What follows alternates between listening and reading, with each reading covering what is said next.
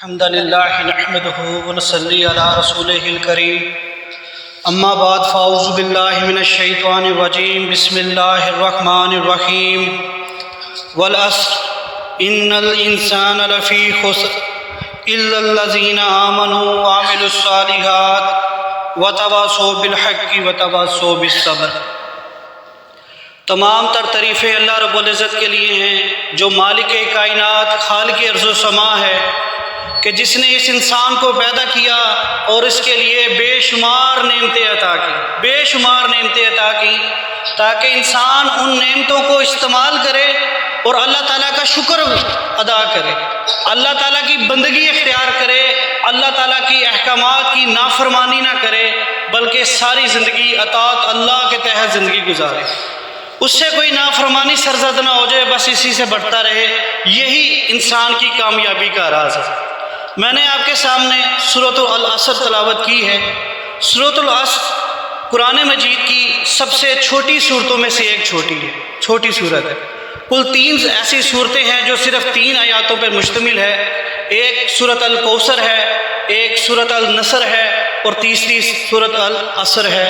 یہ 3 آیاتوں پر مشتمل صورت ہے، سب سے مختصر صورت ہے، لیکن یہ قرآن مجید کی واحد ایسی صورت ہے جو مختصر تو ہے لیکن مکمل جامع صورت ہے۔ اس کے اندر جو پیغام دیا گیا ہے وہ مکمل قرآن مجید کا پیغام ہے۔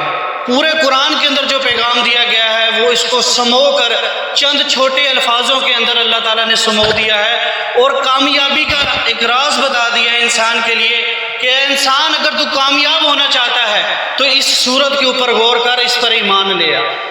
اور صحابہ کرام رضوان اللہ اجمعین کی بھی یہ ایک کوشش رہتی تھی کہ جب بھی وہ ایک دوسرے سے ملا کرتے تھے تو آپس میں جب نصیحت کرنی ہوتی تھی تو وہ سورۃ العصر پڑھتے کرتے تھے، ایک دوسرے کو سورۃ العصر کی نصیحت کیا کرتے تھے کہ اے مومن تو اس سورت کے اوپر غور کر، یہ اللہ تعالیٰ کی بہت ہی عالی شان سورت ہے۔ اگر انسان اس سورت کو اچھے سے سمجھ لے اور اس پر عمل پیرا ہو جائے تو یقیناً اس کی مغفرت کے لیے کافی ہے۔ اللہ تعالیٰ نے کامیابی کا راز جو اس کے اندر بتایا ہے، ہم نے اس کے اوپر غور کرنا ہے۔ دیکھیں آج دنیا کے اندر ہم کامیاب انسان کس کو سمجھتے ہیں؟ ہم سمجھتے ہیں کہ وہ انسان جو دنیا کے اندر اچھی عزت والا ہے وہ بڑا کامیاب ہو گیا ہے، اگر اچھی گاڑی والا ہے، اچھے بنگلے والا ہے تو بڑا کامیاب ہو گیا ہے، اچھا کاروبار ہے اس کا تو بڑا کامیاب ہے، کوئی سرکاری نوکری مل گئی ہے اسے، کسی بڑے عہدے پر فائز ہو گیا ہے تو کامیاب ہو گیا، یہ بڑی کامیابی کی بات ہے۔ اور اگر یہ چیزیں نہ ہو، بندہ غریب ہو، عزت بھی نہ ہو، اچھے کپڑے بھی نہ ہو، اچھے کاروبار بھی نہ ہو تو ہم اس کو سمجھتے ہیں یہ غریب ہے، اس کی کوئی عزت نہیں، یہ تو کامیاب نہیں ہوا، یہ تو ناکام ہے، یہ تو اس کو کچھ بھی نہیں آتا۔ لیکن اگر اس بات کو ہم غور کریں اور دیکھیں اس نبی کی دعوت کو، ان صحابہ کرام کی دعوت کو جنہوں نے اسلام کو اٹھایا اور آگے دنیا تک پہنچایا، کیا ان کے اندر یہ تمام چیزیں تھیں؟ آپ جانتے ہیں ہمارے پیارے نبی کریم صلی اللہ علیہ وآلہ وسلم جب انتقال کرتے ہیں کیا پیچھے کوئی بڑا محل چھوڑ کر جاتے ہیں، کوئی بڑا خزانہ چھوڑ کر جاتے ہیں؟ آپ جانتے ہیں کہ کوئی خزانہ نہیں چھوڑا، کوئی مدینے کے اندر بڑا محل نہیں تھا ان کا، بلکہ وہ کھانے پینے کے لیے ان کو تکلیفیں ہوتی تھی، وہ 3 وقت کا انہیں روزہ بھی رکھنا پڑتا تھا، وہ 100 پیارا ڈبل روزہ رکھا کرتے تھے۔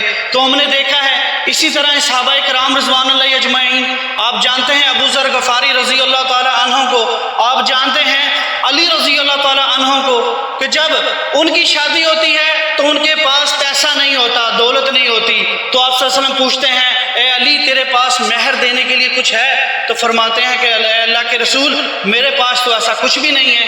تو وہ فرماتے ہیں کہ تیرے پاس ایک ذرا بند ہوتی تھی، وہ کہاں ہے؟ حالانکہ وہ جنگی ہتھیار ہے، لیکن فرمایا جاؤ اس کو بیچ اور مہر ادا کر، کیونکہ اسلام میں مہر ادا کرنا ضروری ہے۔ تو ان کے پاس تو ایسی کوئی مال و دولت نہیں تھی، نہ کوئی بنگلہ تھا، نہ کوئی پیسہ تھا، تو کیا ہم یہ کہہ سکتے ہیں کہ یہ ناکام لوگ تھے؟ کیا ہم سوچ سکتے ہیں کہ ابو بکر صدیق رضی اللہ تعالیٰ ناکام لوگوں میں سے تھے؟ نہیں، کامیاب لوگوں میں سے تھے، کیونکہ ہم جانتے ہیں کہ یہ کامیابی کا معیار جو ہم نے بنا لیا ہے یہ دنیا نہیں ہے۔ کامیابی کا معیار تو وہ ہے کہ اگر انسان اللہ تعالیٰ کے احکامات پر چلتے ہوئے زندگی بسر کرے اور اسی پر اس کو موت آ جائے اور قیامت والے دن وہ جنت میں داخل ہو گیا کامیاب ہے۔ آپ جانتے ہیں فرعون کتنی بڑا لو لشکر تھا، بادشاہ تھا، آپ جانتے ہیں قارون کتنا بڑے خزانے تھے اس کے پاس، لیکن اللہ تعالیٰ کی نافرمانی میں ان کو موت آئی، زمین کے اندر دس کر دیے گئے، اللہ کے عذاب نے آ گھیرا۔ اتنی بڑی مال و دولت ہونے کے باوجود وہ کامیاب نہیں کہلا سکتے۔ کیوں نہیں کہلا سکتے؟ کیونکہ انہوں نے اللہ کی وحدانیت کا انکار کیا، انہوں نے اللہ کے بھیجے ہوئے رسول کی تعلیمات کو چھوڑا، تو ہم کہہ سکتے ہیں کہ یہ کامیاب نہیں ہے۔ تو ہمیں معلوم ہے کامیابی کا معیار یہ نہیں ہے جو میں اور آپ سمجھ رہے ہیں۔ کامیابی کا معیار وہ ہے جو قرآن ہمیں بتاتا ہے، جو ہمیں اللہ کے رسول صلی اللہ علیہ وسلم نے بتایا، وہ کامیابی ہے۔ وہ کیا کامیابی ہے؟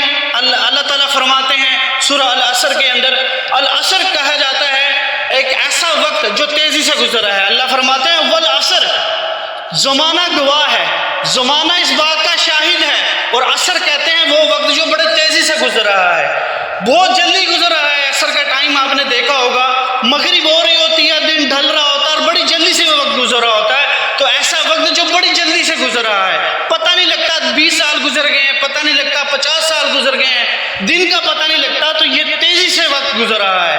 اللہ فرماتے ہیں والعصر، یہ زمانہ گواہ ہے، یہ زمانے کے لوگ گواہ ہیں، جن لوگوں نے اللہ کی عبادت کی، اللہ کے نبیوں کی اطاعت کی، وہ لوگ گواہ ہیں کہ وہ دنیا کے اندر جو ہے وہ کامیاب ہوئے، انہوں نے اللہ اور اس کے رسول کی تعلیمات کو مانا، تو ایک ایسا معاشرہ قائم ہوا کہ جس کے اندر فلاح ہی فلاح تھی، کامیابی ہی کامیابی تھی، ہر ایک اس کا جو ہے وہ حق دیا جاتا تھا۔ لیکن جن لوگوں نے اللہ اور اس کے رسول کو جھٹلایا وہ دنیا میں تباہ ہوئے، کسی پر پتھروں کی بارش ہوئی، کسی کو پانی میں غرق کر دیا گیا، کسی کو چیخ نے آ چھیڑا اور کسی کو جو ہے وہ دنسا دیا گیا، یہ قوموں کے عذاب ان پر گزرے ہیں۔ تو یہ سارا زمانہ جنہوں نے اللہ کی اطاعت نہیں کی، جنہوں نے رسولوں کی اطاعت نہیں کی، یہ زمانہ گواہ ہے کہ اگر یہ ایسا کام کرو گے تو تمہارا حال بھی ایسا ہوگا۔ اللہ فرماتے ہیں والعصر ان الانسان لفی خسر، بے شک تمام انسانیت خسارے میں ہے، تمام انسان گھاٹے کے اندر ہیں، تباہی کے اندر ہیں، بربادی کے اندر ہیں، سارے انسان بربادی کے اندر ہیں، سارے انسان بربادی کے اندر ہیں۔ کیسے، کس طریقے سے اس بربادی سے بچا جا سکتا ہے؟ اللہ فرماتے ہیں الا الذین آمنوا وعملوا الصالحات وتواصوا بالحق وتواصوا بالصبر۔ ہاں اس بربادی سے، اس خسارے سے، اس تباہی سے بچنے کا ایک رستہ ہے۔ کیا رستہ ہے؟ کہ تم میں 4 چیزیں آ جائیں۔ پہلی چیز الذین آمنوا، وہ لوگ جو ایمان لے آئے، وعملوا الصالحات، اور نیک عمل کرنے لگ گئے، وتواصوا بالحق، حق بات کی تلقین کرنے لگ گئے، وتواصوا بالصبر، اور صبر کرنے لگ گئے۔ یہ 4 چیزیں ہوں گی آپ کے اندر تو آپ خسارے سے بچ سکیں گے۔ ادروائز میں بھی خسارے کے اندر ہوں، آپ بھی خسارے کے اندر ہیں، اور دنیا میں رہنے والا ہر شخص خسارے کے اندر ہے۔ جب تک یہ 4 کوالٹیز اس کے اندر نہیں پائی جاتی، اس خسارے سے بچنے کا کوئی ذریعہ نہیں ہے۔ اگر یہ 4 کوالٹیز ہے ہمارے اندر تو ہم خسارے سے بچے ہیں، اگر یہ 4 چیز نہیں ہے یا ان میں سے ایک بھی نہیں ہے تو ہم خسارے سے نہیں بچ سکتے۔ اور میں انشاءاللہ ہم اس بات کو آگے جانیں گے کہ یہ چاروں چیزیں ایک دوسرے کے ساتھ جڑی ہوئی ہیں۔ ایسا نہیں ہے کہ ہم ایمان لے آئیں، عمل نہ کریں، وتواصوا بالحق نہ کریں، وتواصوا بالصبر نہ کریں تو ہم جنت میں چلے جائیں گے۔ نہیں، ایسا نہیں ہوگا۔ ہمیں ایمان کے لانے کے ساتھ جو باقی 4 لوازم ہیں ان کو بھی پورا کرنا پڑے گا، تب جنت میں جائیں گے، ادروائز ہم جنت میں نہیں جاتے۔ تو ہم اس کو باری باری پڑھتے ہیں۔ پہلا ہے الا الذین آمنوا، وہ لوگ جو ایمان لے آئے۔ ایمان لانا یعنی اللہ اور اس کے رسول پر ایمان لانا، کتابوں پر ایمان لانا، نبیین کے علاوہ ملائکہ پر ایمان لانا، اور یوم آخرت پر ایمان لانا، یہ ہم پر فرض ہے۔ اگر ہم اللہ اور اس کے رسول پر ایمان نہیں لاتے تو ہم مومن نہیں ہو سکتے، ایمان والے نہیں ہو سکتے، اور نہ ہی ہم اپنے آپ کو مسلمان کہلوا سکتے ہیں۔ تو ایمان کے 2 درجے ہیں، 2 لیول کہہ لو، 2 درجے کہہ لو۔ ایک وہ ایمان ہوتا ہے جو اقرار باللسان کے اوپر مشتمل ہوتا ہے، جو زبان سے آپ گواہی دیں گے کہ لا الہ الا اللہ محمد الرسول اللہ، یہ آپ نے زبان سے اقرار کیا ہے۔ اور دوسرا ایمان حقیقی ایمان ہوتا ہے، وہ قلبی کا ایمان ہوتا ہے، جسے کہتے ہیں تصدیق بالقلب۔ آپ کا دل اس بات کی گواہی دے کہ میں نے جو لا الہ الا اللہ کہا ہے میں اس پر قائم ہوں، میں نے جو محمد رسول اللہ صلی اللہ علیہ وسلم کہا ہے میں اس پر بھی قائم ہوں۔ آپ زبان سے اقرار کریں لیکن آپ مومن نہیں ہیں، آپ مسلمان نہیں ہو سکتے، آپ کو دونوں چیزیں کرنی پڑیں گی۔ اور اسلام کے اندر یہ دونوں چیزیں لازمی ہیں، آپ کو زبان سے اقرار بھی کرنا پڑے گا۔ یہ ایسا ہی ہے کہ اگر آپ پہلے عیسائی ہو، یہودی ہو، ہندو ہو، عیسائی ہو، کوئی بھی ہو، اگر آپ اقرار کر لیتے ہیں لا الہ الا اللہ محمد رسول اللہ، تو بس ایک ایسا ہی ہے کہ آپ ایک لائن کے اس طرف کھڑے تھے، اب آپ لائن کے اس طرف ہو گئے، اب آپ مسلمان کہلوائیں گے، اب آپ کا نام مسلمان رکھا جائے گا، اب آپ کی موت جو ہوگی وہ رسول اللہ صلی اللہ علیہ وسلم کے طریقے کے مطابق آپ کو غسل دیا جائے گا، کفن دیا جائے گا، دفنایا جائے گا، یہ آپ پر جو ہے وہ فرض ہو جاتا ہے۔ باقی جتنے بھی مسلمان ہیں وہ اس بات کو خیال رکھیں گے کہ جب یہ بندہ مرے گا تو ہم نے اس طریقے کے ساتھ اس کی تدفین کرنی ہے۔ کیوں؟ یہ اس نے مسلمان ہو گیا ہے، اس نے اسلام کا اقرار کر لیا ہے۔ یہ اقرار بہت زیادہ ضروری ہے، یہ میرے بھائیوں یہ بھی میں آپ کو بتا دوں۔ ایک واقعہ آتا ہے اسامہ بن زید رضی اللہ تعالی عنہ کا۔ یہ زید رضی اللہ تعالیٰ کے بیٹے تھے جو آپ صلی اللہ علیہ وسلم کے منہ بولے بیٹے ہیں، ان کو زید رضی اللہ تعالیٰ، ان کے آگے بیٹے اسامہ رضی اللہ تعالیٰ۔ ایک جنگ کے دور کے اندر ایک کافر ان کے سامنے آتا ہے، اس سے لڑائی ہو رہی ہوتی ہے تو اچانک اس کی دیوار گر جاتی ہے، اور وہ جیسے ہی آپ ان کو قتل کرنے لگتے ہیں تو وہ ایک دم ہی کلمہ پڑھ لیتا ہے، کہہ دیتا ہے لا الہ الا اللہ محمد رسول اللہ۔ تو وہ جو تلوار لے کے کھڑے تھے اور جو پہلے لڑائی ہو رہی تھی وہ یہ سمجھتے ہیں، جو میں سمجھتا یا آپ سمجھتے، کہ یہ اپنی جان بچانے کا ہیلا کر رہا ہے، لہٰذا انہوں نے تلوار سے اس کی گردن اڑا دی۔ اور بعد میں دل میں خدشہ آیا، یا ہو سکتا ہے صحابہ کرام نے رسول اللہ صلی اللہ علیہ وسلم کو بتایا ہو، تو جب رسول اللہ صلی اللہ علیہ وسلم تک یہ بات پہنچی تو آپ نے ان کو بلایا اور کہا ہے اسامہ تو نے کیا کیا؟ کیا تو نے اس کا دل چیر کے دیکھا تھا کہ اس نے کلمہ اقرار کیسے کیا تھا؟ انہوں نے کہا اللہ کے رسول اس نے تو جان بچانے کا ہیلا کیا تھا، وہ تو اپنی جان بخشی چاہتا تھا اس لیے کہ میں مار نہ دوں، لہٰذا اس لیے اس نے کلمہ پڑھا۔ تو آپ صلی اللہ علیہ وسلم نے فرمایا نہیں، ایسا نہیں کرنا چاہیے تھا، کیا تو نے اس کا دل چیر کے دیکھ لیا تھا؟ اور اسامہ رضی اللہ تعالیٰ کہتے ہیں کہ میں سوچتا تھا کاش اس وقت میں اسلام قبول کیا ہوتا، کاش یہ عمل مجھ سے نہ ہوا تھا، میں نے یہ کیا کیا۔ تو کلمے کی اتنی بڑی جو ہے وہ اہمیت ہے کہ اگر کوئی کلمہ پڑھ لے تو وہ مسلمان ہو جاتا ہے۔ پھر دوسرا ہے تصدیق بالقلب، دل بھی آپ کا اس بات کی گواہی دے کہ جو میں نے الفاظ ادا کیے ہیں اس کو میں پورا اتروں گا، اس کو میں اپناؤں گا اور اپنی زندگی کے اندر بھی شو کروں گا۔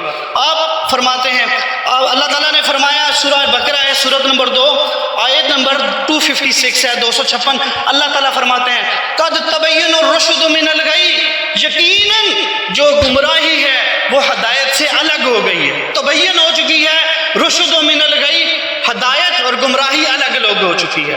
ہمارے پیارے کریم نبی کریم صلی اللہ علیہ وسلم نے دنیا میں آ کے بتا دیا کہ یہ حق ہے، یہ باطل ہے، یہ ہدایت ہے، یہ گمراہی ہے، یہ فرما برداری ہے، یہ نافرمانی ہے۔ اگر ہم اس کو نہیں کریں گے، اگر ہم اس کو نہیں سمجھیں گے، اس کا مطلب ہم نے انکار کیا ہے، ہم نہیں مانتے۔ لیکن اللہ کے رسول نے یہ بات واضح کر دی ہے، ہر شخص کے پاس یہ بات قرآن مجید کے اندر موجود آ گئی ہے کہ سچ کا راستہ کون سا ہے اور باطل کا راستہ کون سا ہے۔ آپ صلی اللہ علیہ وسلم نے اللہ تعالیٰ فرماتے ہیں قد تبین الرشد من الغی، یقیناً تبین ہو چکی ہے ہدایت گمراہی سے، فمن یکفر بالطاغوت، اور جو انسان طاغوت کا انکار کرے گا وہ یؤمن باللہ، اور اللہ پر ایمان لائے گا۔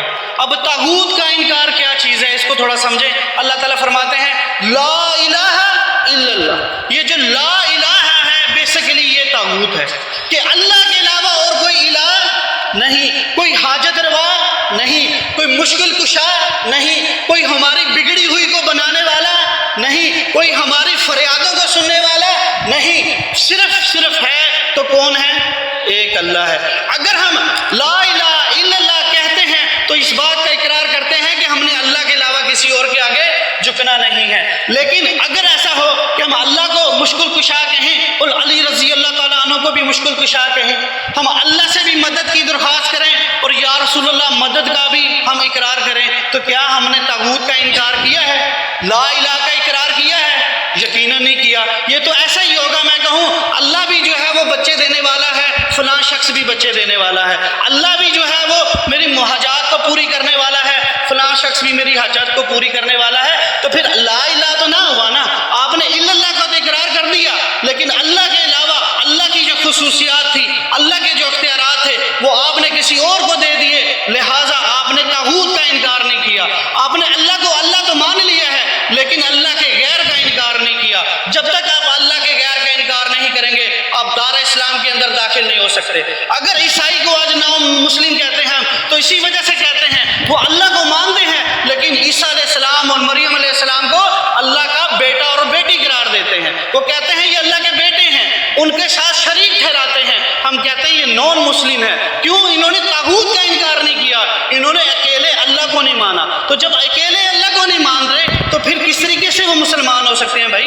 نہیں۔ اسی لیے اس آیت میں بھی پہلے کہا گیا ہے وَمَن يَكْفُرْ بِالطَّاغُوتِ، اور طاغوت کا انکار کرو، وَيُؤْمِنُ بِاللَّهِ، اور پھر ایمان لاؤ اللہ پر۔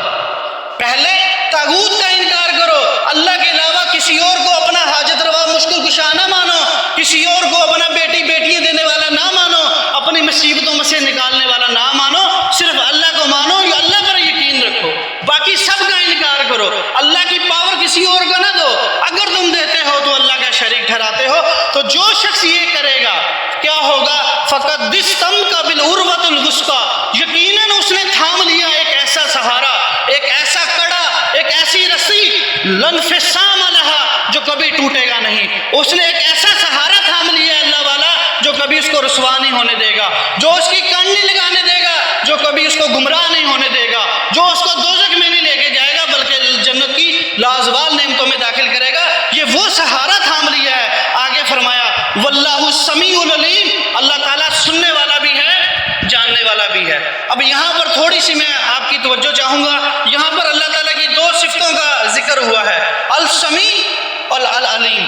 سمیع کہتے ہیں سننے والے کو۔ ذرا اس پر تھوڑا سا غور کرتے ہیں کہ یہ جو اللہ تعالیٰ کی صفت ہے، یقین جانیے کہ اتنی بڑی صفات ہیں، یہ اتنی بڑی صفات ہیں کہ میں اور آپ دنگ رہ جائیں گے۔ آپ جتنے بھی نوجوان ساتھی بیٹھے ہیں ماشاءاللہ پڑھے لکھے ہیں، اس بات کو اچھے طریقے سے جانیں گے کہ یہ سمیع، اللہ کا سننے والا ہونا کتنی بڑی اہمیت کے حامل ہے۔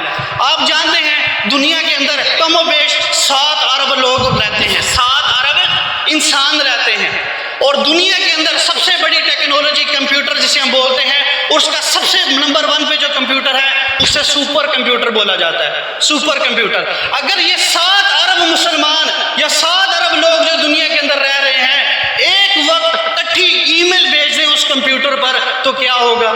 کمپیوٹر ختم ہو جائے گا، کریش کر جائے گا، اس کا سسٹم خراب ہو جائے گا۔ وہ 7 ارب جو اس کی ریکویسٹیں ہیں، ای میلز ہیں، اس کو اکٹھا سن نہیں سکتا۔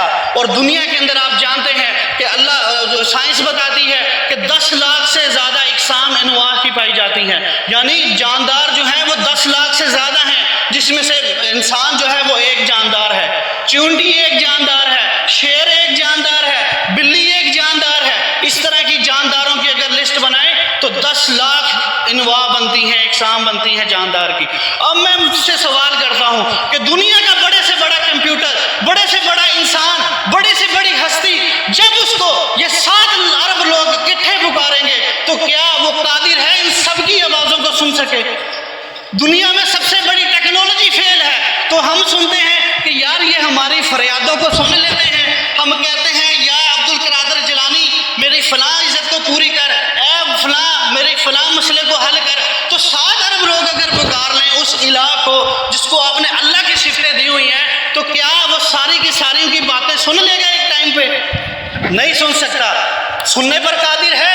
اور پھر آپ جانتے ہیں کہ کتنی زمین پر جتنے بھی لوگ رہتے ہیں ہر ایک کی زبان بھی الگ ہے، کوئی اردو بولتا ہے، کوئی انگلش بولتا ہے، کوئی پنجابی بولتا ہے، کوئی سرائکی بولتا ہے۔ تو جو انسان کو ہم یہ دعویٰ کر رہے ہیں کہ میری دعاؤں کو سنے گا، میری مشکلوں کو حل کرے گا، میرے مدد کے لیے آئے گا، تو اس کے لیے یہ بات ہونا ضروری ہے کہ وہ 7 ارب، میں ابھی دوسری مخلوق کی طرف نہیں آیا جو اربوں خربوں کی تعداد کے اندر ہے، میں صرف اس کی بات کرتا ہوں انسانوں کی کہ 7 ارب لوگوں کی زبانیں مختلف، ان 7 ارب لوگوں نے مختلف زبانوں میں اگر اس کو پکار رہے ہیں تو کیا اللہ کے علاوہ کوئی قادر ہے جو ان کی آواز کو سن سکے، جو ان کی بولیوں کو جان سکے؟ ہم سائنس ہمیں بتاتی ہے کہ جو آبی مخلوق ہے نا، جو سمندر کے اندر رہتی ہے، اب تک ہم اس کا صرف 35% جان چکے ہیں کہ وہ مخلوق کیا ہے، کیا نام ہے، کیسی چیزیں ہیں۔ اور اتنی بڑی مخلوق ہے، ویل مچھلی کے بارے میں آپ جانتے ہیں کہ وہ اتنی بڑی پائی گئی ہے کہ ایک دن کے اندر وہ جو ہے وہ 1.5 ٹن خوراک بھی کھاتی ہے۔ کون ہے جو اس ویل مچھلی کو 1.5 ٹن خوراک صبح اور شام دے رہا ہے؟ اور ان ویل مچھلیوں کے قبیلے پائے جاتے ہیں، ایک بھی نہیں ہے۔ کون قادر ہے جو ان کو اتنا بڑا رزق دے سکے؟ ہم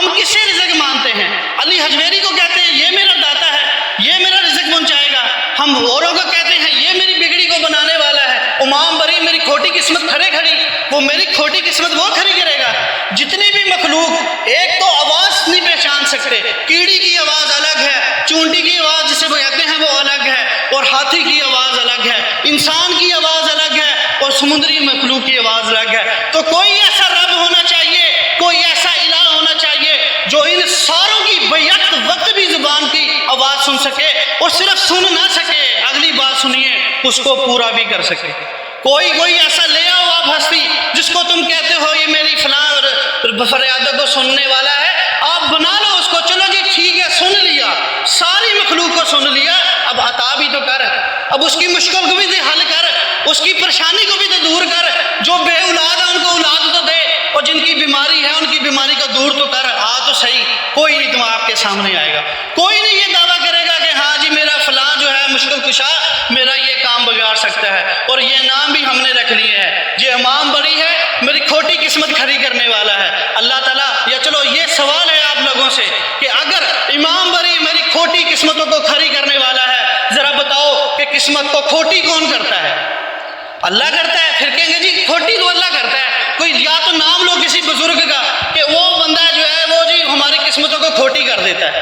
اگر کوئی ایسا بزرگ پیر کا آپ نام لے لو تو بتاؤ کوئی اس کے آستانے پر جائے گا، کوئی اس کے مزار پر جائے گا کہ جی میں جا رہا ہوں جی اپنی قسمت کو کھوٹی کرنے جا رہا ہوں؟ کوئی جائے گا اس کے پاس؟ نہیں۔ آپ ایک اور مثال لیجئے، کہتے ہیں جی بیٹیاں دینے والا ہے، یار میری اولاد نہیں ہو رہی تھی، 4 سال میں نے اللہ سے دعائیں کی، بس فلاں پیر کے پاس گیا ہوں تو میرے گھر بیٹا ہو گیا، یہ تو پیراں دیتا ہے۔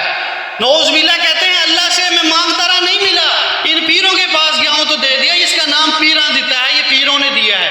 اچھا چودھری صاحب اگر پیر نے دے دیا ہے، اگر وہ موت آ جاتی ہے اس پر مر جاتا ہے، تم جا کے کیا کہتے ہیں؟ یار آپ کا بیٹا فوت ہو گیا، بڑا افسوس ہوا، آگے سے کیا کہے گا؟ یار جو اللہ کی مرضی۔ ایسا ہی ہے نا؟ تو جو اب مرنے کے وقت آپ کہہ دو گے اللہ کی مرضی، کیا جو اللہ مار سکتا ہے کہ وہ پیدا نہیں کر سکتا؟ کیا آپ کو بیٹے نہیں دے سکتا؟ کیا آپ کو بیٹی نہیں دے سکتا؟ تو جو پیدا کرنے پر قادر ہے، موت دینے پر قادر ہے، وہ پیدا کرنے پر بھی قادر ہے۔ کوئی آپ کو دعویٰ کرتا ہوا نظر نہیں آئے گا کہ میرا فلاں پیر جو ہے وہ بندے مارتا ہے۔ کوئی کہہ سکتا ہے کہ یار وہ یہ تو کہیں گے یہ بیٹے دیتا ہے، یہ بیٹیاں دیتا ہے، لیکن کوئی یہ نہیں کہے گا کہ یہ جو ہے وہ بندے مارتا ہے، اس کی وجہ سے موت آ گئی ہے۔ اگر ہو تو کوئی اس کے پاس سے بھی نہ گزرے، بچ کے لوگ گزریں کہ کہیں اس کی نظر میرے پر نہ پڑ جائے، مجھے ہی نہ موت آ جائے گی۔ تو سچی باتیں تمہارے بزرگوں کی طرف، اور جو دوسری بات ہو وہ اللہ کی طرف، موت دینے کی بات ہو تو اللہ کی طرف، بگاڑنے کی بات ہو تو اللہ کی طرف، صحیح باتیں تمہارے پیر تمہارے مرشد۔ تو آپ نے سمجھ لیا کہ کوئی انسان، کوئی ہستی کی یہ طاقت نہیں ہے کہ جو سن سکے۔ پھر آگے اس سے بھی بڑی میں کہتا ہوں اللہ تعالیٰ کی صفت ہے العلیم، وہ جانتا ہے تمہارے دلوں کے راز کو بھی۔ تم نے زبان سے کہہ کر دیکھ لیا، پکار کے دیکھ لیا، اے اللہ کے بندے تو اگر نہیں بھی پکارے گا نا تو اللہ کو پتہ ہے تیرے دل میں کیا چل رہا ہے، اللہ کو پتہ ہے تجھے کس چیز کی حاجت ہے، اللہ تو دلوں کے راز کو جانتا ہے۔ تو یہ وہ صفات تھیں اللہ تعالیٰ کی۔ جب تک یہ صفات، یہ عقیدہ ہمارے دل کے اندر نہیں آئے گا، یقین جانے ہم ایمان والے نہیں ہوں گے۔ اور جب ہمارا ایمان ایسا ہو جائے گا، دین پھر ہم اگلا سٹیج ہوگی، وہ کیا ہوگی؟ وَعَمِلُوا الصَّالِحَاتِ إِلَّا الَّذِينَ آمَنُوا، جو ایمان لے آئے گا، ایسا ایمان لے آئے گا کہ اللہ کے علاوہ کسی کو نہیں پکارے گا، کسی کی مدد کے لیے درخواست کرے گا، اللہ کے آگے سر جھکائے گا، اللہ سے فریادیں کرے گا، پھر اس کا اگلا کام ایک اور بھی ہوگا، ماننا کہ بس بیٹھ نہیں جانا، عمل صالح کرنے ہیں۔ اگر تو نے دوزخ سے بچنا ہے، اگر تو نے خسارے سے بچنا ہے، تجھے عمل صالح کرنے پڑیں گے۔ اگر آپ عمل صالح نہیں کرتے تو یقین جانیے یہ ایمان کا جھوٹا دعویٰ ہے، جھوٹا دعویٰ، حقیقی دعویٰ نہیں ہے۔ آپ دل سے کہتے ہیں میں اللہ کو مانتا ہوں لیکن نماز نہیں پڑھتے۔ آپ صلی اللہ علیہ وسلم نے فرمایا، حدیث صحیح مسلم 265 نمبر، آپ صلی اللہ علیہ وسلم نے فرمایا کفر اور مسلم کے درمیان فرق کرنے والی نماز ہے۔ جو آپ کے اسلام میں مسلمان اور کافر میں فرق کرے گی وہ نماز ہے۔ جو بندہ نماز پڑھتا ہے سمجھ لیں کہ مسلمان ہے، اگر نہیں پڑھتا تو سمجھ آئیں کہ یہ مسلمان نہیں ہے۔ اب ہم میں سے دیکھیں کہ ہم میں سے کون لوگ جو ہے وہ نماز پڑھتے ہیں نہیں پڑھتے۔ اب صحابہ کرام رضوان اللہ اجمعین کا طریقہ کار دیکھیں، وہ فرماتے ہیں صحابہ کرام کہ اگر ہم بیماری کی حالت میں ہوتے، شدید بیمار، اور اس حالت میں ہوتے کہ اپنے صحابہ کرام کے کندھوں پر ہاتھ رکھ کر ہم مسجد آ جاتے تو ہم مسجد میں آ کر نماز پڑھنے کو فوقیت دیتے تھے۔ کیوں؟ کیونکہ کوئی ہمیں یہ نہ سمجھ لے کہ ہم منافقین میں سے ہیں۔ ابھی جب نماز کا ٹائم ہوگا، مدینہ کی مسجد جو شہر ہے، چھوٹا سا شہر تھا، اس کی مسجد میں کون نماز پڑھ رہا ہے کون نہیں پڑھا سب کو پتا تھا۔ اب ایک بھائی عصر میں نہیں آیا، ظہر میں نہیں آیا، فجر میں بھی نہیں تھا، تو ہم کہیں گے نا یار پتہ نہیں نماز نہیں پڑھ رہا، دل میں انفاق تو نہیں ہے، تو لوگ کہیں منافق نہ سمجھیں، کیونکہ مدینہ میں تو منافق تھے نا، تو کہیں ہمیں منافق نہ سمجھا جائے کہ میں نماز پڑھ نہیں آ رہا تو کہیں مجھے منافق نہ سمجھ لیں۔ وہ بیمار بھی ہوتا تھا تو مسجد میں بھاگتے تھے کہ بھائی میں مسجد میں جا کے نماز پڑھوں گا، لیکن آج ہم مسجد میں جانا تو دور، نہ گھروں میں پڑھتے ہیں، نہ مسجد کے اندر آ کے اہتمام کے ساتھ نماز پڑھتے ہیں، تو ہم کس طرح کے مسلمان ہیں بھائی؟ ہلکے بالکل نہیں ہو سکتے۔ جب تک ہمارا عمل صالح نہیں ہوگا، یقین جانو ایمان جو ہے وہ ادھورا ہے۔ ایمان ایک ایسا درخت ہے جس کا پانی جو ہے وہ آپ کے عمل ہے۔ آپ عمل کرنا چھوڑ دیں گے، بے عمل جو ہوتا ہے وہ جو ہے اگر عمل کرنا چھوڑ دیں گے تو آپ کا درخت جو ہے وہ سوکھ جائے گا، وہ ایمان نہیں رہے گا دل کے اندر۔ آہستہ آہستہ آپ کے دل کے اندر جو ہے وہ دنیا کی چاہت، دنیا کی چیزیں آپ کے دل کے اندر آ جائیں گی، آپ کے دل کے اندر ایمان باقی نہیں رہے گا۔ تو اسی لیے عمل صالح کرنا بے حد ضروری ہے، عمل صالح کے بغیر گزارا نہیں ہے۔ آپ صلی اللہ علیہ وسلم نے فرمایا وَلَا إِلَٰهَ يُؤْمِنُ وَلَا إِلَٰهَ مُؤْمِنُ وَلَا إِلَٰهَ مُؤْمِنُ، 3 دفعہ قسم کھائی، اللہ کی قسم وہ بندہ مومن نہیں ہے، اللہ کی قسم اللہ وہ بندہ مومن نہیں ہے، اللہ کی قسم وہ بندہ مومن نہیں ہے۔ تو صحابہ کرام گھبرا گئے کہ یار اللہ کی یہ پتہ نہیں کس انسان کے بارے میں اتنی بڑی وعید آئی ہے کہ وہ مومن نہیں ہے، اللہ کے رسول نے 3 دفعہ قسم کھا کے کہہ دیا ہے۔ تو ڈرتے ڈرتے کہا من یا رسول اللہ، کہ اللہ کے رسول وہ کون بندہ ہے جو مومن نہیں ہے؟ تو آپ نے فرمایا وہ بندہ جس کی اظہار آسانی سے اس کا پڑوسی تکلیف کے اندر ہے، وہ بندہ مومن نہیں ہو سکتا۔ بتاؤ آپ اپنے ایمان کو عمل کے ساتھ الگ کر سکتے ہو؟ ہے کوئی یاری جو اس پر چلاؤ اور عمل کو الگ کر دو، ایمان کو الگ کر دو؟ آپ صلی اللہ علیہ وسلم نے فرمایا کہ کوئی بھی انسان مومن اس وقت تک نہیں ہو سکتا اگر وہ زنا کرتا ہے تو مومن نہیں ہو سکتا، اگر وہ چوری کر رہا ہے تو ایمان اس کے دل کے اندر نہیں ہے، اور اگر وہ شراب پی رہا ہے تو ایمان اس کے اندر نہیں ہے۔ کیسا ایمان ہوگا کہ دل کے اندر ایمان ہو اور وہ چوری کرے؟ ایسا ہو سکتا ہے؟ نہیں ہو سکتا۔ یہ عملی طور پر ہمیں واضح ہو جاتا ہے کہ ایمان جو ہے اس کی شاخیں جو ہیں وہ نکلتی ہیں عمل کی صورت کے اندر۔ اگر دل کے اندر اللہ کا خوف بیٹھ جاتا ہے، آمن باللہ و رسولہ ہی کہہ دیا، تو ہم پر فرض ہے کہ ہم اعمال کریں، ہم نمازیں پڑھیں، ہم روزے رکھیں، ہم ذکر و اذکار کریں۔ اللہ تعالیٰ نے مومن بندوں کی صفتیں بتائی ہیں سورہ آل عمران کے اندر کہ مومن تو وہ ہوتے ہیں جو بیٹھے لیٹے کروٹوں میں اللہ کا ذکر کیا کرتے ہیں۔ آج میں اور آپ نے ذکر کو چھوڑ دیا ہے، نہ اللہ اکبر سبحان اللہ الحمدللہ اور یہ سارے کام ذکر و اذکار چھوڑ دیے، دنیا میں مشغول ہوتے ہیں۔ موبائل پر تو ہماری انگلی چل جاتی ہے لیکن کبھی تسبیح پر اللہ کے ذکر پر ہماری انگلی نہیں چلی، دل کو اور کاموں میں مشغول کرتے ہیں، یار بور ہو رہا ہوں، کچھ بھی سمجھ نہیں آ رہا، فلاں کام دے کر لیتا ہوں، فلاں گانے سن لیتا ہوں، لیکن اس وقت دل میں خیال نہیں آتا کہ اللہ کا ذکر کر لوں، اللہ کو راضی کر لوں، اپنی مغفرت طلب کر لوں۔ اور وہ رب جس کے بارے میں نیکیوں کے بارے میں بے تحاشا اللہ تعالیٰ نے وہ بتائی ہیں، آپ کے ایک رسول صلی اللہ علیہ وسلم کی حدیث بتاتا ہوں، صحابہ کرام رضوان اللہ اجمعین نے کہا اے اللہ کے رسول، ہم سے پہلے جو امتیں گزری تھی ان کی تو عمریں بہت زیادہ ہوا کرتی تھی، جیسے نوح علیہ السلام کے بارے میں آتا ہے 950 سال تبلیغ کی انہوں نے، تو ان کی عمریں تو بہت زیادہ تھیں، تو ان میں جو لوگ مومن تھے ان کے پاس تو بڑا موقع تھا نیکیاں حاصل کرنے کا۔ میری عمر تو 70 سال 80 سال 90 سال کی ہے، تو میں ان کے مقابلے میں کیسے آ سکتا ہوں؟ اللہ کے رسول نے فرمایا نہیں، تمہارے لیے اجر کا اضافہ کر دیا گیا ہے۔ اللہ تعالیٰ مثال دیتے ہیں سنابل 7 بالیاں، کہ اگر دنیا کے اندر تم نے ایک دانہ اللہ کی طرف لگایا ہے، اللہ کی راہ میں خرچ کیا ہے، اللہ فرماتا ہے وہ ایسا ہی ہے کہ تم زمین میں لگاؤ، اس سے 7 بالیاں نکلیں، ہر بالی پہ 100 دانہ ہو تو ایک ایسا ہی ہے کہ ایک دانے کے بدلے 700 نیکیاں ملیں گی آپ کو۔ کوئی ہے ایسی ذات جو 700 نیکیاں دے؟ عمل ایک، نیکیاں 700، تو کتنی بڑا اجر ہے اللہ تعالیٰ کا۔ اس طرح روزے کے بارے میں آتا ہے، اللہ فرماتے ہیں یہ روزہ میرے لیے ہے، اس کی اجر بھی میرے پاس ہے۔ لیکن یہ سب کچھ کب ہوگا؟ جب آمن باللہ ہوگا، جب طاغوت کا انکار ہوگا، ہم شرک بھی کریں اور اللہ کی عبادت کریں، کوئی فائدہ نہیں ہوگا۔ اللہ فرماتے ہیں راکھ بنا کر اڑا دیے جائیں گے جس نے میرے ساتھ شریک کیا۔ اللہ تعالیٰ فرماتے ہیں حرم اللہ علیہ الجنہ، اللہ نے اس پر جنت حرام کر دی ہے، وہ جنت میں کبھی بھی نہیں جا سکے گا جو میرا شریک بناتا ہے۔ تو ایسے کرنے سے منع فرمایا، عمل صالح کرنے ہیں۔ اور پھر تیسری چیز آتی ہے وتواصوا بالحق۔ اگر دل میں ایمان آ گیا ہے، اگر عمل بھی اچھے کرنے لگے ہیں، تو دوسرا کام یہ کرنا ہے کہ ہم نے لوگوں کو حق کی دعوت دینی ہے، لوگوں کو اس بات کی تلقین کرنی ہے کہ اللہ اور اس کے رسول کا پیغام کیا تھا۔ یہ ضروری ہے، یہ شرافت کا جو ہے تقاضا ہے کہ ایک دین تک پہنچانی ہے، کیونکہ یہ بھی رسول اللہ صلی اللہ علیہ وسلم کی حدیث ہے۔ آپ صلی اللہ علیہ وسلم فرمایا تم میں سے کوئی شخص اس وقت تک مومن نہیں ہو سکتا جب تک وہ اپنے بھائی کے لیے وہ چیز نہ پسند کرے جو اپنے لیے پسند کرتا ہے۔ تو میں تو اپنے لیے دین الہی کو پسند کروں، اللہ تعالیٰ کی تابع داری کو پسند کروں، رسول اللہ صلی اللہ علیہ وسلم کی سنتوں کو اپنانا پسند کروں، لیکن اپنے بھائی کو نہ بتاؤں، اپنے دوست کو نہ بتاؤں، اپنے رشتہ داروں کو نہ بتاؤں، اپنے اہل علاقہ، اہل محلہ، اہل وطن کو نہ بتاؤں، تو یہ میرے پر کیسا کام ہوگا؟ میں مومن نہیں ہو سکتا، مجھے چاہیے ان تک پہنچائے۔ اللہ کے رسول نے فرمایا بلغوا انی ولو آیا، تم تبلیغ کرو چاہے تمہیں ایک آیت کیوں نہیں آتی۔ آج میں سے میں اور آپ لوگ کہتے ہیں کہ یار ہمیں تو قرآن مجید پڑھنا نہیں آتا، ہمیں تو بات کرنے کا سلیقہ نہیں ہے، ہم تو کسی طریقے سے سمجھا نہیں سکتے کہ یہ قرآن کی کیا بات ہے، اللہ کے رسول کی کیا حدیث ہے، ہم نہیں کہہ سکتے۔ اللہ کے رسول نے فرمایا تمہیں ایک آیت تو آتی ہے، ایک آیت آتی ہے اس کو پھیلاؤ۔ کیا صحابہ کرام رضوان اللہ اجمعین بہت پڑھے لکھے تھے، ایم اے ماسٹرز کی ڈگری کی ہوئی تھی انہوں نے، چارٹرڈ اکاؤنٹنٹ تھے وہ؟ نہیں، عام انسان تھے، دیہاتی تھے، کاشتکاری کرنے والے تھے۔ تو انہوں نے اگر دین کو پھیلایا تو میں اور آپ کیوں نہیں پھیلا سکتے؟ یہ ہم پر وبال آئے گا کہ ہم نے آگے نہیں پہنچایا، یہ بھی ہم پر کمزوری ہے کہ ہم قرآن کو نہیں سیکھ رہے۔ کیا ہمارا قرآن پر ایمان ہے؟ اللہ تعالیٰ، اللہ کے رسول نے فرمایا قرآن کے تم پر 5 حقوق ہیں۔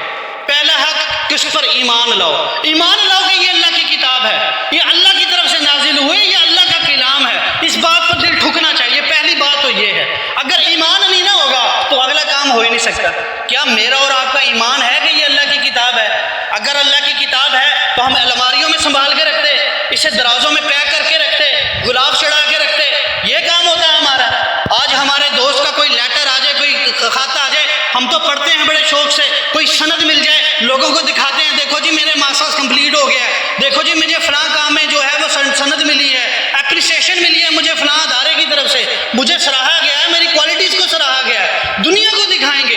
لیکن یہ جو کلام اللہ تیرے رب کی طرف سے ہے، جو تجھے پال رہا ہے، جو تیرے خالق ہے، تیری ضرورتوں کو پورا کرتا ہے، تیری فریادوں کو سن رہا ہے، تیری اولاد تجھے دینے والا ہے، اس کی خوشیاں تجھے دینے والا ہے، تو اس کے کلام کو ٹھکرایا ہوا ہے، پیک کر کے رکھا ہوا ہے۔ ایمان ہے دل کے اندر یہ اللہ کی کتاب ہے؟ اللہ کی کتاب ہو تو اسے اٹھائیں نا، اس کو غلافوں میں پیک کر کے رکھیں۔ تو پہلی بات تو یہ ہے کہ دل میں ایمان نہیں ہے، معذرت کے ساتھ۔ لیکن اگر ایمان ہے، اور ایمان پیدا کرنا چاہیے ہمیں، ایمان پیدا کریں کہ یہ رب کی طرف سے ہے، یہ بہت بڑا تحفہ ہے۔ اللہ فرماتا ہے خوشی مناؤ، یہ میں نے تمہاری طرف نازل کر دی ہے، یہ ہدایت تمہیں دے دی ہے، اس بات کی خوشی مناؤ۔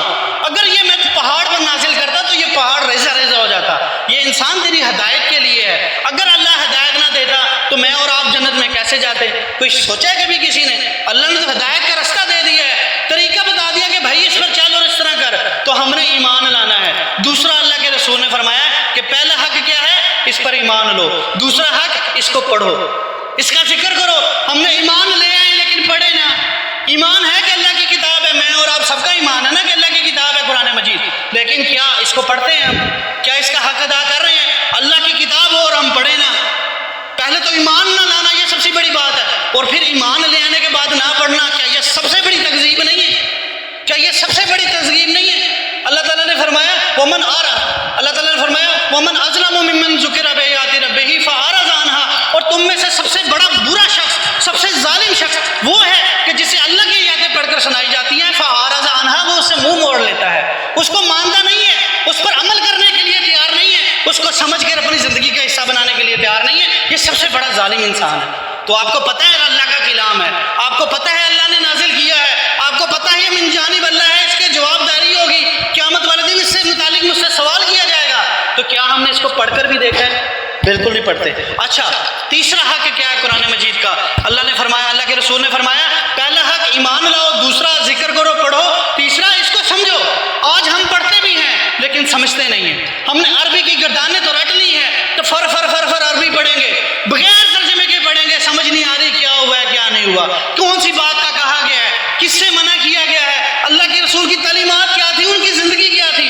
پہلے موسیٰ علیہ السلام کا ذکر ہوا، ان کا واقعہ کیا تھا، سلیمان علیہ السلام کا واقعہ کیا تھا، سمود کا، عاد کا ذکر کیا گیا ہے، ان قوموں کے ساتھ کیا ہوا دنیا کے اندر آئی تھی، یہ کھنڈرات جو نظر آتے ہیں یہ کیسے بنے ہیں، کبھی پڑھ کر سمجھنے کی کوشش ہی نہیں کی۔ پڑھ لیں گے عربی عربی عربی جلدی سے عربی، میں نہیں کہتا عربی نہ پڑھا کرو، عربی پڑھنی ضروری نہیں ہے، نہیں، عربی پڑھیں لیکن ترجمہ پڑھیں، سمجھیں کہ کیا کہہ رہا ہے۔ آپ ایک زبان ایسی پڑھیں، فارسی پڑھ لیں، آپ کو پتہ نہ ہو کہ کیا مطلب ہے، اس کا کوئی فائدہ ہوگا اس کو؟ کیا اس کے تکذیب نہیں ہوگی؟ آپ عربی پڑھ رہے ہیں، کیا کہا جا رہا ہے پتہ ہی ہی نہیں ہے. کیا جنت کے اندر کہہ سکیں گے اللہ ٹھیک ہے ہم نے پڑھ تو لیا تھا, کیا پتا اس کے اندر تو نے کیا کہا تھا کہ نماز نہیں پڑھنی, وراثت کے حقوق کے بارے میں کیا کہا تھا, شادی کرنے کے بارے میں کیا کہا تھا, ہمیں نہیں پتا, ہمیں تو بس عربی پڑھ لی تھی. کیا گزارا ہو جائے گا؟ نہیں. تو کیا کرنا ہے؟ پڑھنا ہے. اور تیسرا نمبر اس پر عمل کرنا ہے. اس پر عمل کا اس کا سمجھنا ہے. چوتھا اس کا ہے کہ اس پر عمل کرنا ہے. میں نے 5 حقوق بتائے تھے. پہلا اس پر ایمان لائیں, نمبر 2 اس کو پڑھیں, نمبر 3 اس کو سمجھیں, اور نمبر 4 اس پر عمل کریں. جب سمجھ میں آ گئی یہ بات, اس کھوپڑی میں پڑ گئی یہ بات کہ والعصر ان الانسان لفی خسر, کہ تمام انسان خسارے میں ہے, الا الذین آمنوا وعملوا الصالحات وتواصوا بالحق وتواصوا بالصبر. یہ 4 چیزیں کریں گے تو جنت میں جائیں گے, یہ 4 کام کریں گے تو خسارے میں بچیں گے. اگر سمجھ لیا ہے تو پھر عمل کیوں نہیں کر رہے؟ عمل نہیں کر رہے تو ہم پر یہ تبین ہو گئی ہے, یہ ظاہر ہو گئی ہے کہ ہدایت ہے, گمراہی ہے. پھر انسان مرے گا تو سوچ کر مرے گا کہ میں گمراہی میں مر رہا ہوں, میں کافر ہو کے مر رہا ہوں, میں نافرمانی میں مر رہا ہوں, میرا انجام کیا ہوگا یہ انسان جانتا ہے. آپ اور میں سب جانتے ہیں کہ جس روش کو ہم اختیار کیے ہوئے ہیں, کیا یہ روش اللہ اور اس کے رسول کے تحت جنت میں جانے والی ہے کہ یا نافرمانی شیطانی عمل ہے کہ جس کے ذریعے ہم جنت جہنم میں جائیں گے؟ یہ میں اور آپ سمجھتے ہیں, عمل نہیں کر رہے, یہ بات سمجھ نہیں رہے. تو عمل کرنا ضروری ہے. اور 5واں اور آخری حق فرمایا اس کی تبلیغ کرنی ہے. اگر تم نے ایمان لے آیا, پڑھ بھی لیا, سمجھ بھی لیا, عمل بھی کر رہے ہو تو پھر آگے بھی پھیلاؤ بھائی, اپنے تک محدود نہ رکھو. اگر تم یہ کام نہیں کرو گے, جیسے چوتھا حصہ ہے سورہ العصر کا, وتواصوا بالحق وتواصوا بالصبر, اس پر صبر بھی کرنا ہے. اگر تم صبر نہیں کرتے, حق کی دعوت نہیں دیتے, تو آپ یاد رکھو آپ نے حق ادا نہیں کیا. رسول اللہ صلی اللہ علیہ وسلم اور صحابہ کرام رضوان اللہ اجمعین کی محنت جو انہوں نے کی تھی, دن رات محنت کی تھی, خون بہایا تھا, پسینہ بہایا تھا, اپنے عزیزوں کو قربان کیا تھا اس اسلام کی بالادستی کے لیے. وہ جو محنت سے ایک گھر تعمیر کیا تھا, نعوذ باللہ اللہ معاف کرے, ہم مسلمانوں نے اس گھر کو ڈھا دیا ہے, ہم نے اس گھر کو نقصان پہنچا دیا ہے. آج اسلام کی عمارت ایسی ہے کہ لوگ کہتے ہیں دیکھو جی مسلمان ہیں, نماز پڑھتے نہیں ہیں, مسلمان ہیں, جھوٹ یہ بولتے ہیں, مسلمان ہیں, یہ جو ہے دھوکہ یہ دیتے ہیں, مسلمان ہیں, فحاشی میں یہ لگے ہوئے ہیں, مسلمان ہیں, عورت زنی کے اندر یہ لگے ہوئے ہیں, مسلمان ہیں, پیسے کو اپنا رب بنا لیا ہے, مسلمان ہیں. کیا ہم نے رسول اللہ اور صحابہ کرام کی جتنی بنائی ہوئی محنت تھی, کیا اس کو غارت نہیں کر دیا؟ کیا طائف کے اندر پتھر اس لیے کھائے تھے کہ میں اور آپ نمازی نہ ہو, اس لیے کھائے تھے کہ میں اور آپ دین کو تھامنے والے نہ ہو, سینے سے لگانے والے نہ ہو, اس کی پرچار آگے تک نہ کریں؟ کیا ایسا تھا؟ حقیقتاً ایسا نہیں تھا. اللہ تعالیٰ کے رسول نے فرمایا, اللہ کے رسول فرماتے ہیں کہ صبر کرنے والی چیزوں میں اللہ تعالیٰ سب سے زیادہ صبر کرنے والا ہے. کیوں؟ اللہ کی مخلوق اللہ کو گالی دیتی ہے اور اللہ انہیں رزق دیتا ہے. اللہ کی مخلوق اللہ کو گالی دیتی ہے اور اللہ اس کے بدلے ان کو رزق دیتا ہے. تو صحابہ کرام نے فرمایا اللہ تعالیٰ کو گالی دینا کیسے ہے اللہ کے رسول؟ اللہ کی نہ ماں ہے, نہ بیٹی ہے, نہ بہن ہے, تو کیسے ان کو گالی جاتی ہے؟ اللہ نے فرمایا کہ اللہ تعالیٰ کے ساتھ شرک کرنا اللہ کو گالی دینے کے برابر ہے. کوئی اللہ کا ساجی بنا لیتا ہے, کوئی اللہ کے ساتھ شریک بنا لیتا ہے, کہتا ہے اللہ بھی میری پار لگائے گا بیٹی کو اور فلاں شخص بھی میری بیٹی کو پار لگائے گا, میں اللہ کے آگے بھی سجدہ کروں گا, جھکوں گا, اور قبر کے آگے بھی جا کے جھکوں گا, میں اللہ سے بھی کہوں گا میرا بیٹا دے دے, اور فلاں شخص کو بھی کہوں گا کہ بھئی تو ہی میرے بیٹے کو دینے والا ہے. تو بتاؤ تم نے اللہ کے ساتھ شریک نہیں ٹھہرایا تو کیا کیا؟ اللہ فرماتے ہیں جو میری پاور تھی تم کسی اور کو دے رہے ہو. اور اللہ کی سمیع ہونے کی پاور تو آپ کو میں سمجھا چکا ہوں کہ اتنی پاور کا مالک کوئی ہے. ہم نے اللہ کو جانا ہی نہیں ہے, اللہ کی پاور کو سمجھا ہی نہیں ہے. ہم تو عام سی بات کہہ دیتے ہیں یار یہ بڑا کرنے والا ہے, اس کے ہاتھوں میں شفا آ گئی, شفا, یہ بس پھونک مارے گا تیرا کینسر دور, تیرا فلاں مرض دور, تیرا بخار دور, نظر لگ گئی ہے اس کی نظر دور, فلاں شخص کے پاس اتنی پاور آ گئی ہے. اور یہ باتیں جو میں نے آپ کو بتائی ہیں ذرا دماغ میں رکھ کے سوچو کہ کیا یہ 7 ارب اور جو خربوں کی تعداد کے اندر مخلوق ہے یہ پھونک مار کر ان کی بھی دور کر سکتا ہے؟ اگر کر سکتا ہے تو جائے بارڈر پہ پھونک مارے اور ساری دنیا کو تباہ کر دے, کافروں کو نیست نبود کر دے. تو آپ اور میں عقل رکھتے ہیں, جانتے ہیں کہ ایسا کچھ نہیں ہے, ان کے پاس کچھ نہیں ہے. یہ تو اپنی بھی حاجت کس سے مانگتے ہیں؟ اللہ سے مانگتے ہیں. اللہ تعالیٰ النمل میں فرماتا ہے سورۃ نمبر 27 ہے آیت نمبر 62 کے اندر, اللہ کون ہے جو اس طرح کی حالت کے اندر, مشکل کی حالت کے اندر اللہ کو پکارتا ہے اور اللہ اس کی دعا کو سنتا ہے. الہ ما اللہ, کیا کوئی اور الہ ہے اللہ کے ساتھ جو اس کی دعا کو سن سکے؟ ہے تو سامنے لاؤ, مجھے دکھاؤ کوئی ایسا کر سکتا ہے. اللہ فرماتا ہے کوئی بھی ایسا نہیں کر سکتا. کسی کے پاس اتنی پاور نہیں ہے کہ وہ کیا کرے، اللہ تعالیٰ کی دعاؤں کو سن سکے اور ان کی فریادوں کو پورا کر سکے. اب ایک اور بات جو میں نے آپ کے سامنے رکھنی ہے وہ یہ کہ آج جو ہم بے عمل ہو گئے ہیں، آج جو ہم اس پر ہمارا دماغ جو ہے وہ جاتا نہیں ہے، آج ہم نے جب قرآن اور اللہ کے رسول کی احکامات کو چھوڑ دیا، اس کے پیچھے وجہ کیا ہے؟ اس کے پیچھے وجہ یہ ہے کہ جتنے بھی غیر مسلم غیر لوگ دیکھیں گے تو جب ان کے ہاں اسلام کا، خدا کا کنسیپٹ ختم ہو گیا نا، جنہوں نے طاغوت کا انکار ختم کر دیا، تو کچھ پوچھنے کے لیے تو کچھ ہونا چاہیے تھا، انہوں نے پوچھنے کے لیے مال و دولت کر دی. آج انگریز کو آپ دیکھتے ہو، ان کے ہاں خدا کا ذکر نہیں ہے، ان کے ہاں اچھا انسان وہ ہے جو اسٹیٹس میں اچھا ہے، جس کا بزنس اچھا ہے، وہ آپ کو سکسیسفل بزنس کی ٹرکس تو بتائیں گے، لیکن کامیاب ہونے کے لیے، جنت میں جانے کے لیے ٹکٹیں ان کے پاس نہیں ہیں. وہ آپ کو دنیا میں بہترین گھر کیسے بنانا ہے، اپنی مینجمنٹ سسٹم کیسے رکھنی ہے، امپلائی سسٹم کیسے رکھنی ہے، آپ کو ایچ آر کے فائنینشیل پرابلم سمجھائیں گے، آپ کو ہر طرح کے دنیاوی معاملات دکھائیں گے، سونا کیسے حاصل کرنا بتائیں گے، دنیا میں کامیاب کیسے ہونا ہے، زندگی اچھی صحت مند کیسے گزارنی ہے تو بتا دیں گے، لیکن اس آخرت کے لیے کوئی ان کے پاس حل نہیں ہے، کوئی بات نہیں ہے. کیوں؟ کیونکہ انہوں نے خدا کے کنسیپٹ کو نکال دیا، اس کی جگہ مال و دولت، دنیا کو مقدم بنا دیا، دنیا کی محبت اپنے دل میں سنبھالی اور دنیا کے اندر رہ گئے. یہی حال آج میرا اور آپ کا ہے. ہم اللہ کو تو مانتے ہیں لیکن ہمارے دل کے اندر اللہ تعالیٰ کی محبت نہیں رہی. اللہ تعالیٰ فرماتے ہیں سورہ بقرہ آیت نمبر 165 کے اندر، وَمِنَ النَّاسِ مَن يَتَّخِذُ مِن دُونِ اللَّهِ، کہ تمام انسانوں میں کچھ ایسے بھی ہیں جو اللہ کا شریک بناتے ہیں، من دون اللہ، اللہ کے علاوہ اندادا شریک ٹھہراتے ہیں، یحبونہم کحب اللہ، ان سے ایسی محبت کرتے ہیں جیسے اللہ سے کرنی چاہیے.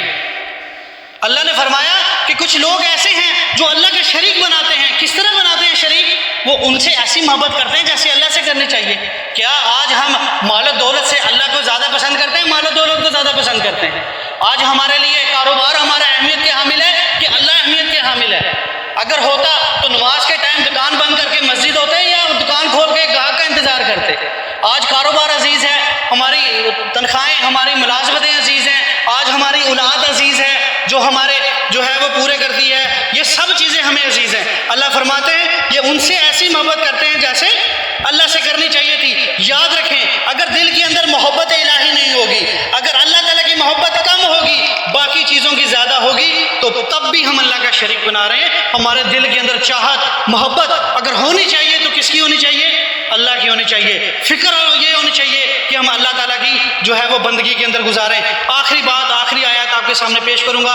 اللہ تعالیٰ فرماتے ہیں سورہ توبہ سورہ نمبر 9 آیت نمبر 24 کے اندر، کل ان کان آباؤکم، اے نبی آپ کہہ دیجئے، انہیں فرما دیجئے، ان کان آباؤکم، اگر تمہارے باپ دادا، و ابناؤکم، اور تمہارے بچے، و اخوانکم، اور تمہارے بھائی، و ازواجکم، اور تمہاری بیویاں، و عشیراتکم، اور تمہارا خاندان، و اموال اقترفتموہا، اور وہ مال جس کو بڑی محنت سے اکٹھا کیا ہے، جس کو بڑا محبوب رکھتے ہو وہ مال، و تجارت و تخشونا، اور وہ تجارت تخشونا جس کو تم فکر میں لگے رہتے ہو، ڈرے ڈرے رہتے ہو، کسادہ، کہ اس میں کساد گزاری نہ آ جائے، کہ میرا مال، میرا کاروبار ڈوب نہ جائے، و مساکینوں، اور تمہارا گھر.